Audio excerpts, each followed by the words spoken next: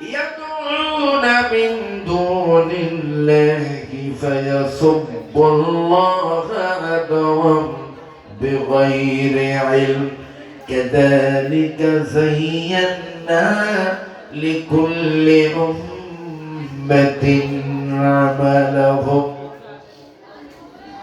সারা পৃথিবীর মুসলমানেরা তোমরা যারা আমাকে রব বলে স্বীকার করে নিয়েছো, তোমরা যারা আমাকে প্রভু বলে মেনে নিয়েছো, আমি তোমাদের রব, আমি তোমাদেরকে মার্ডার করছি। শোনো, তোমার আল্লাহকে ছেড়ে অন্যদের দেবীতে যারা বিশ্বাসী, কালী দুর্গার উপরে যারা ঈমান এনেছে, গণেশের কাছে যারা নমো নমো নমো করে, তোমরা তাদের গালি দিও না, তোমরা তাদের বিরুদ্ধে মন্তব্য করো না। কারণ এই কালী দুর্গা গণেশের ভক্ত অনুরক্ত যারা, তাদের কাছে তোমার আল্লাহ সম্পর্কে জ্ঞান নেই।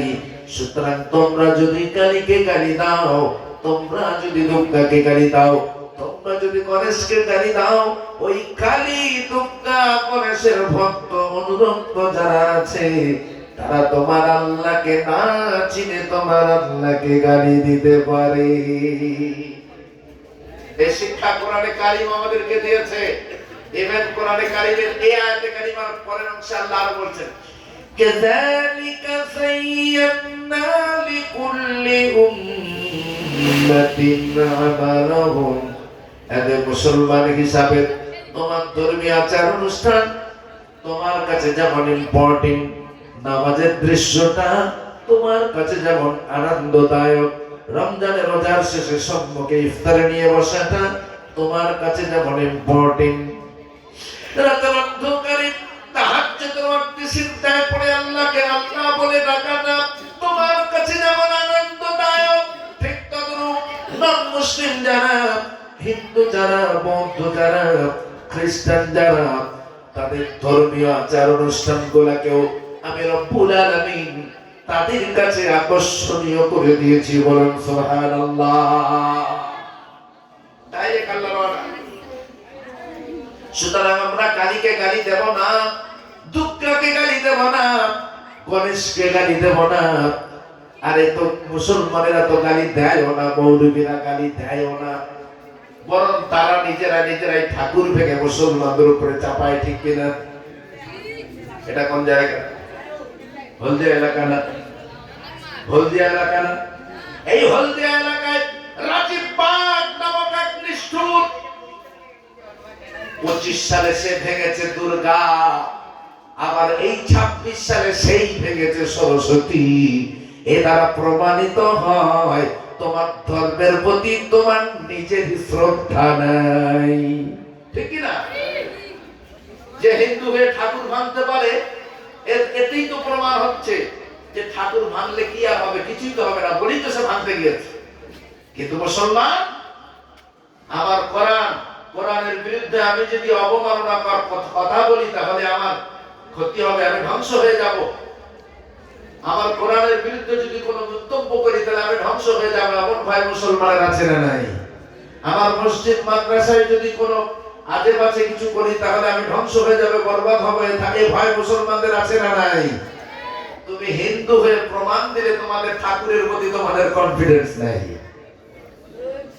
এই কয়েকদিন আগে শান্তিপুরে কটা ঠাকুর ভেঙেছে জানেন? কটা ঠাকুর ভেঙেছে? 70টা। কে? আব্দুল করিম আব্দুল গফফার নয়। কে ভেঙেছে? হ্যাঁ, কোন হিন্দু মায়ের সন্তান 70টা ঠাকুর ভেঙেছে। সিসি ফুটেজে ধরা পড়েছে। কাজী শান্তিপুর এলাকার মুসলমানেরা শান্তিতে আছে, আর না হলে মনে হয় তাদের খবর ছিল। কত বড় নির্জল না হলে নিজে অপরাধ করে অপরের উপরে অপরাধ চাপিয়ে দেয়। গতকালকেও তো একজন দেখছিলাম, এক জানোয়ারের বাচ্চা বোরকা পরে সে ঠাকুর ঘরে ঢুকে চুরি করতে গিয়েছে। আশপাশের মুসলমান যারা, তাহলে মুসলমান ঘরের মায়েরা তো এতটা জল্লাদ মার্কা হতে পারে না। বোরকা পরে ঠাকুর ঘরে চুরি করতে যাবে, কোন মহিলা তো ঠাকুর ঘরে চুরি করতে যাবে এমন কোন মহিলা মুসলমানদের ঘরে নাই। সন্দেহ হচ্ছে, এই ধর বেটাকে, ধর, ওকে কোন মেয়ের ধর, তারে দেখলো সে মুসলমান ঘরের আব্দুল করিমের আব্দুল সাত্তারের বউ নয়, বরং হিন্দু মায়ের সন্তান এক মর্দালক। এদেরকে সংবিধান অনুযায়ী আমরা মুসলমানেরা আমরা নিশ্চিত আমরা আইন হাতে তুলে দেব না। সংবিধান অনুযায়ী তাদের যে শাস্তি, সংবিধান অনুযায়ী কারোর ধর্মীয় ভাবাবেগে আঘাত করার কারণে যে শাস্তিটা তার দেওয়ার দরকার সেই শাস্তিটা দেওয়ার জন্য আমরা সরকার বাহাদুরদের কাছে অন্ততপক্ষে অনুরোধ করব। মুসলমানদেরকে যেহেতু ঠাকুর ভাঙার অধিকার কোরআন দেয় নাই, কোন মুসলমান সুস্থ মস্তিষ্কের মুসলমান ঠাকুর ভাঙতে পারে না। মুসলমানদেরকে যেহেতু অন্য সম্প্রদায়কে হেয় প্রতিপন্ন করার অধিকার কোরআন দেয় নাই, এই জন্য অন্য ধর্মকে হেয় প্রতিপন্ন মুসলমানেরা কোনদিন করে না।